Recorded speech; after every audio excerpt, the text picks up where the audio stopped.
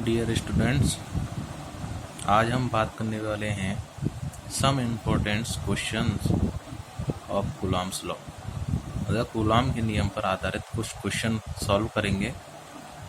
जैसे हम सबसे पहला क्वेश्चन लेते हैं कि हाइड्रोजन परमाणु है और उस हाइड्रोजन परमाणु में इलेक्ट्रॉन है और नाभिक के अंदर होता है प्रोटॉन, और इन दोनों के मध्य की दूरी दे रखी है 0.53 × 10⁻⁻10 मीटर। तब इनके मध्य विद्युत बल की गणना करनी है। बहुत सिंपल क्वेश्चन है। बस क्वेश्चन सॉल्व करने के लिए हमें बस एक चीज़ ध्यान रखनी है कि हमारा जो क्वेश्चन है वो क्या कह रहा है। तो जो जो चीज़ हमें दे रखी है वो हम यहाँ पर पुट कर लेंगे। जैसे प्रश्नानुसार हमें क्या दे रखा है, एक तो दे रखा है इलेक्ट्रॉन और एक दे रखा है प्रोटॉन। अब चूंकि हम जानते हैं कि इलेक्ट्रॉन पर चार्ज नेगेटिव होता है और प्रोटॉन पर चार्ज पॉजिटिव होता है, लेकिन दोनों का चार्ज जो है वो सेम होता है। जैसे हमने लिख दिया मैंने यहाँ पर कि Q1 मतलब इलेक्ट्रॉन का आवेश, जिसका मान है -1.6 × 10⁻⁻19 कूलम। Q2 प्रोटॉन का आवेश है, जिसका मान है +1.6 × 10⁻19 कूलम। और इन दोनों के मध्य दूरी हमें दे रखी है कि R बराबर 0.53 × 10⁻10 मीटर। एक चीज़ यहाँ पर एक इम्पोर्टेंट ये भी है कि जो जो राशियाँ हमें दे रखी हैं ये सारी राशियाँ एक ही मात्रक पद्धति में होनी चाहिए, या तो MKS में होनी चाहिए या टोटल CGS में होनी चाहिए। अच्छा, तो मान रखते हैं कूलॉम्स बल से क्या होता है, कूलॉम बल क्या होता है कि F बराबर K(Q1Q2)/R²। अब चूंकि यहाँ माध्यम वायु या निर्वात जो भी हम ले सकते हैं ना, तो यदि माध्यम वायु या निर्वात होता है तो हम जानते हैं कि K की जो वैल्यू होती है वो होती है 9 × 10⁹ न्यूटन मीटर स्क्वायर बटे कूलॉम स्क्वायर।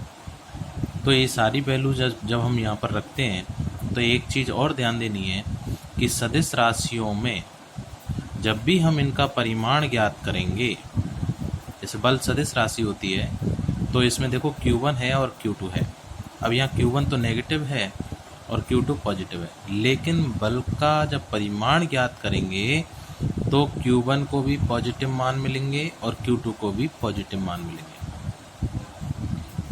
सदिश राशियों में जब भी हम परिमाण ज्ञात करेंगे तो माइनस जो राशि है जिसका मान नेगेटिव है उसको भी पॉजिटिव मानेंगे और पॉजिटिव वाला तो पॉजिटिव चलेगा ही। लेकिन अदिश राशियों में ऐसा नहीं होगा। अदिश राशियों में नेगेटिव नेगेटिव रहेगा, पॉजिटिव पॉजिटिव रहेगा। R का मान रख दिया और इन सारी वैल्यूज को जब हम सॉल्व करते हैं तो अपने पास इतना मान आता है निकल के। और बल का मात्रक लगाना ना भूलें, बल का मात्रक न्यूटन होता है। क्यों न्यूटन क्यों लिखा मैंने, क्योंकि मीटर MKS में कूलॉम MKS कूलॉम MKS। अब पूछा जाए कि इन दोनों के मध्य बल की प्रकृति क्या होगी, तो हम जानते हैं कि इलेक्ट्रॉन पर नेगेटिव चार्ज है, प्रोटॉन पर पॉजिटिव है, तो दोनों कैसे आवेश हो गए, विजातीय है। और जब विजातीय आवेश हैं तो विजातीय आवेशों के मध्य हमेशा आकर्षण बल काम करता है। आइए इसी प्रकार हम एग्जाम्पल नंबर 2 देखते हैं। क्या कह रहा है कि दो आवेश हैं, एक Q1 है एक Q2, और दोनों R दूरी पर स्थित हैं। क्वेश्चन को बड़े ध्यान से पढ़ना है। क्वेश्चन सॉल्व करने का बस यही एक अच्छा तरीका होता है कि क्वेश्चन को ध्यान से पढ़ें और जो दे रखा है उसको पुट करें, और जो पूछ रहा है उसका फॉर्मूला लगाएं और फॉर्मूले में देखें कि अपने पास सारी राशियाँ अवेलेबल हैं या नहीं है। जो अनुपस्थित हो पहले उसको ज्ञात करो, उसके बाद फिर आगे सॉल्व करेंगे।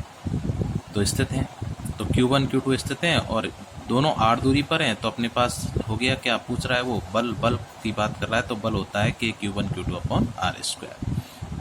अब आगे क्या कह रहा है, तो प्रश्नानुसार कह रहा है कि यदि प्रत्येक आवेश को यानी Q1 और Q2 दोनों को और उनके मध्य दूरी को दुगना कर दिया जाए। अब देखो पहले हमने क्या माना था, पहले हमने आवेश माना था Q1 और Q2। अब कह रहा है प्रश्न में कि यदि Q1 डैश मतलब बदलने के बाद अगर Q1 जो है वो दुगना हो जाए, मतलब Q1 डैश हो जाए और कितना हो जाएगा 2Q1 हो जाए। पहले Q1 था, अब 2Q1 हो जाए और Q2 जो है वो 2Q2 हो जाए। तो Q2 डैश बराबर आ गया 2Q2 एवं R डैश बराबर 2R हो जाए, दूरी भी दुगनी हो जाए, तब बल पर क्या प्रभाव पड़ेगा। तो बल क्या हो जाएगा, F डैश बराबर K Q1 dash Q2 dash बटे R1 डैश का R डैश का स्क्वायर। अब यहाँ पर उसने ये नहीं कहा है कि माध्यम चेंज हो रहा है, माध्यम वही है, केवल राशियाँ वैल्यू जो हैं वो चेंज हो रही हैं। मान रखते हैं, K का मान रख दिया, Q1 डैश हो गया 2Q1, Q2 डैश हो गया 2Q2 और R हो गया 2R, 2 दूनी 4 और यहाँ से 2 का स्क्वायर बाहर आ गया, ये बच गया K Q1 Q2 upon R square. और ये वाला जो मान है वो अपने पास F का मान है, 4 से 4 गया तो F डैश बराबर आ गया है। इसका मतलब कि अगर मैं ऐसा करूं तो इस स्थिति में बल के मान पर कोई प्रभाव नहीं पड़ेगा। नेक्स्ट अगले क्वेश्चन की बात करते हैं। तो अगला क्वेश्चन है, बहुत इंपॉर्टेंट है, ध्यान से देखना और बहुत इजी है, कि दो विलगित लघु चालक गोलों के केंद्र परस्पर 0.5 मीटर दूरी पर हैं। मतलब दो गोले हैं, विलगित हैं और दोनों के केंद्र एक दूसरे से इतनी दूरी पर स्थित हैं। कह रहा है कि इन दोनों गोलों के मध्य कितना प्रतिकर्षण बल कार्य करेगा। मतलब एक चीज तो स्पष्ट हो गई कि इन दोनों आवेशों की जो प्रकृति है वो सजाती है, मतलब ये पॉजिटिव तो ये भी पॉजिटिव। और कह रहा है कि जबकि प्रत्येक गोले पर इतना आवेश है, मतलब आवेश का मान भी समान है, तो Q1 बराबर भी इतना है और Q2 बराबर भी इतना है। अब आगे क्या कह रहा है कि यदि इन गोलों को, आगे देखो, जब यदि आ गया इसका मतलब है कि हमारा एक क्वेश्चन तो यहीं खत्म हो रहा है। तो यहाँ पहले इसको सॉल्व करें, किसकी बात कर रहा है, वो बल की बात कर रहा है। तो पहले बल ज्ञात करो यहाँ तक। तो बल ज्ञात करें तो आर हमें दे रखी है, तो कूलाम बल से क्या हो जाएगा, एफ नॉट, मतलब निर्वात की बात कर रहा है, वायु की बात कर रहा है। तो उस कंडीशन में K Q1 Q2 upon R square, और K का मान रख दिया, Q1 का मान रख दिया, Q2 का मान रख दिया और R का मान पुट कर दिया। अब आगे चलते हैं कि यदि इन गोलों को परावैद्युतांक 80 के पानी में रख दिया जाए, मतलब इन दोनों गोलों को ऐसे के ऐसे उठा के और पानी में रख दिया वायु से, ना तो इनके आवेश का मान चेंज किया है, ना ही इनके मध्य की दूरी का मान चेंज हुआ है, केवल क्या चेंज हुआ है, माध्यम चेंज हुआ है। तो माध्यम चेंज होने पर किसका मान चेंज होगा इन सारी वैल्यूज में, K का मान। ना तो Q1 चेंज, ना Q2 चेंज, ना R चेंज, तो कौन चेंज, केवल K चेंज। और K का जो मान होता है वो होता है 1/4πε0, किसमें, माध्यम वायु है जब। और अगर कोई अन्य माध्यम है तो εr का गुणा और कर देंगे इसमें। अब εr क्या है यहाँ पर, ये εr ही कहलाता है परावैद्युतांक, जिसका मान दे रखा है हमें 80। तो मान रखें कि F1 बराबर आ गया K dash Q1 Q2 upon R square. जब K का मान चेंज होगा तो F का मान भी चेंज होगा। K का मान पुट किया यहाँ पर, Q1 Q2 upon R square. अब यहाँ से देखो कि 1/4πε0 और Q1 Q2 upon R square, ये पूरी वैल्यू F0 की है।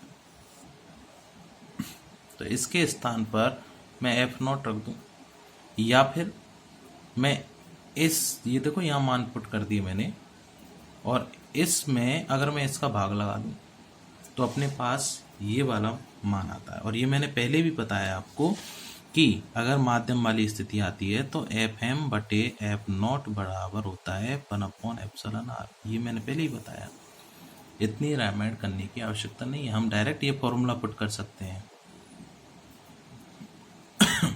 तो ये मान मैं रखूं तो यहाँ 1/80 रख दिया, F0 का जब इधर गुणा करूंगा तो F0 ऊपर चला जाएगा, और F0 का मान कितना है, इतना अपने पास। ये मान इसमें पुट करते हैं और इस पूरे मान में 80 का भाग लगाते हैं तो अपने पास ये वैल्यू निकल के आती है।